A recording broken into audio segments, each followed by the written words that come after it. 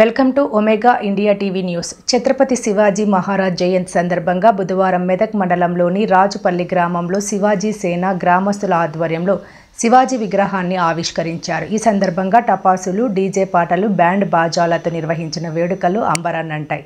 వారు మాట్లాడుతూ గ్రామంలో శివాజీ విగ్రహం ఏర్పాటు చేయాలన్న తమ 20 సంవత్సరాల కల నేడు నెరవేరడం సంతోషంగా ఉందన్నారు.